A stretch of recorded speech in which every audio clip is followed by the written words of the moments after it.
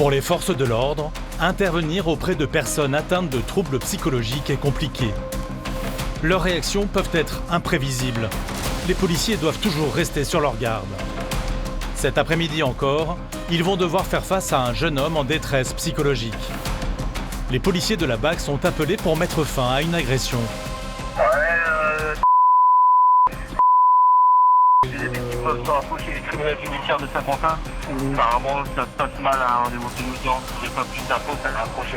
Le collègue a eu l'appel, donc il a entendu de l'agitation et une dame qui vérifie dépêchez-vous, envoyez tout le monde au tribunal et ça a rapproché. J'ai essayé de faire un contre-appel, personne ne répond.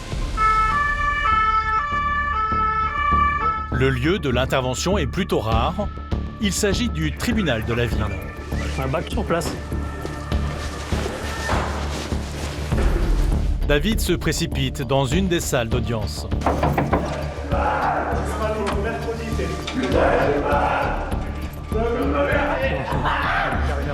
Un jeune homme est au sol, maintenu par une équipe de policiers. Calme-toi. Il semble en pleine crise de nerfs. Calme-toi. T'as mal. Où est-ce que t'as mal? Arrête de crier. Calme-toi. Oh, faites-le basculer. Balance, bascule. C'est un jeune adolescent. Dégage, s'il te plaît. Ma mère, elle est prête. Calme-toi. Ma mère, je l'ai fait là. Mets-toi sur tes jambes. Mets-toi sur tes jambes. Mets-toi sur tes jambes. Oh, mets-toi sur tes jambes. Tu coopères, on te laisse aller. Tu coopères pas, on te enlève pas. David cherche à savoir pourquoi il est dans un tel état. Du coup, il s'est passé quoi? Déferment. Il est déféré. Donc là, vous devez l'emmener. Ouais. L'adolescent de 16 ans vient d'être condamné à 5 mois en centre éducatif fermé. Une décision qui le met en rage, il s'en prend à la juge. C'est à cause de toi, la vie de ma mère, je te crève, te crève. Ok, dégage. Arrête. Calme-toi. Dégage, sale pute. Arrête. La vie de ma mère, t'es mort. Attends que je te retrouve, t'es là. Regarde bien. Ça sert à rien. Ça sert à rien. Arrête. Calme-toi. Tout le monde a compris que t'étais énervé. Là, tu te mets dans un état pas possible. Calme-toi. Ça sert à strictement rien ce que tu fais. Vas-y, respire. J'arrive pas. Bah, attends, en même temps, tu t'énerves. Alors que les policiers ne sont là que pour sa surveillance, eux aussi deviennent la cible de son courroux. La vie de ma mère, là, toi, je te vois, je te crève de main, c'est clair.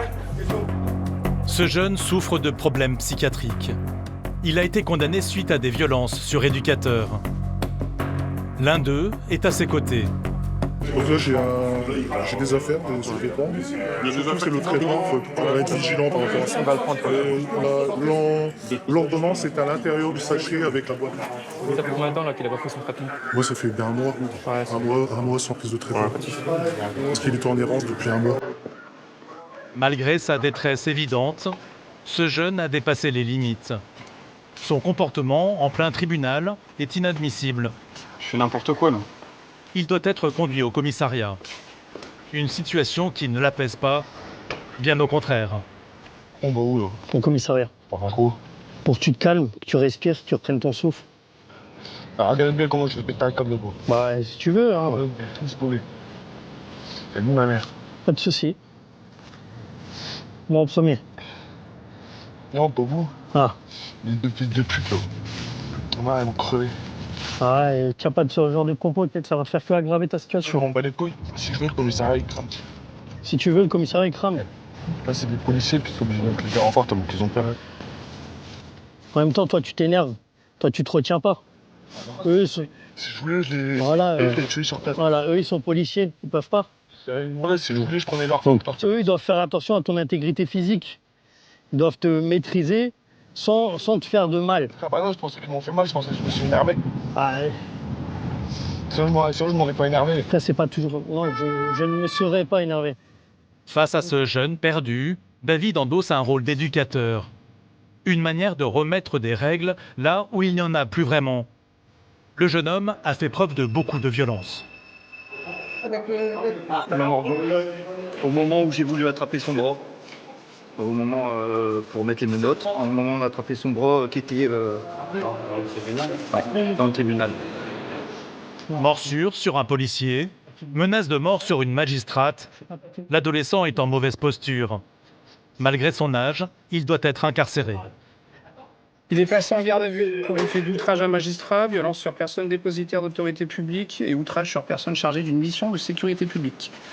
Donc il va d'abord être entendu, on va récolter l'ensemble des plaintes et à l'issue, Madame la procureure prendra une décision sur ces infractions. Placé en garde à vue, il a finalement été condamné à 4 mois ferme dans une prison pour mineurs.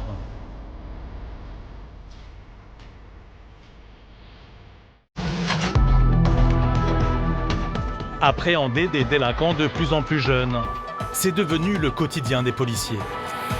Cet après-midi, David et ses collègues de la BAC sont appelés en renfort par les policiers municipaux.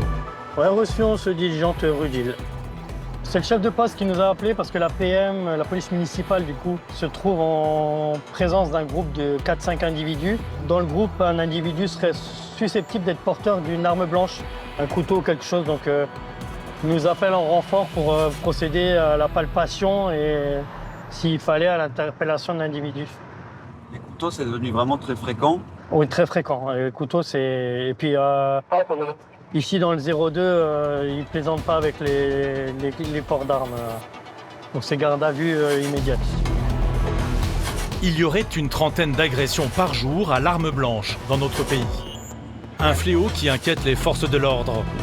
Alors, face aux assaillants, les policiers ne laissent rien passer. Donc on est requis par une personne rue Constade qui nous fait des grands signes. Elle nous dit mon fils ici présent, il vient de se faire agresser par 5-6 jeunes.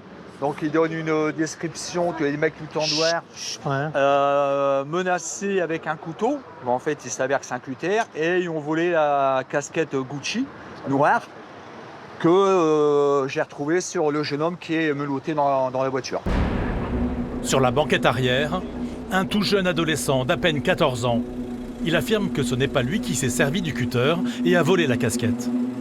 Si c'est un mec de ton groupe, faut me le dire non. Sinon c'est toi qui vas manger. Ça c'est clair et net. En plus t'as un cutter comme ça, tu te rends compte? Non, c'est juste que je coupais des cartons. T'as coupé des cartons, et pourquoi tu l'as pas rangé quand t'as fini de couper des cartons? Parce que je ne peux pas rentrer chez moi. Ah ouais? Il faut là qu'on tire tout ça au clair, jeune homme. Ok, mais est-ce que c'est moi qui lui ai appris la casquette? Il va nous le dire si c'est toi. Voilà. Menace avec un couteau. Non. En fait, c'est pas un couteau, c'est un cutter. Je vais pas menacer. Tu verras ça avec l'officier de police judiciaire. Ces adolescents n'ont pas hésité à menacer avec une arme blanche pour voler un simple accessoire de mode. Simple casquette de marque Gucci. Et c'est volé sur le jeune là-bas. Voilà. Donc voilà. C'est fréquent ce genre d'incident. Ça arrive. Un peu comme partout.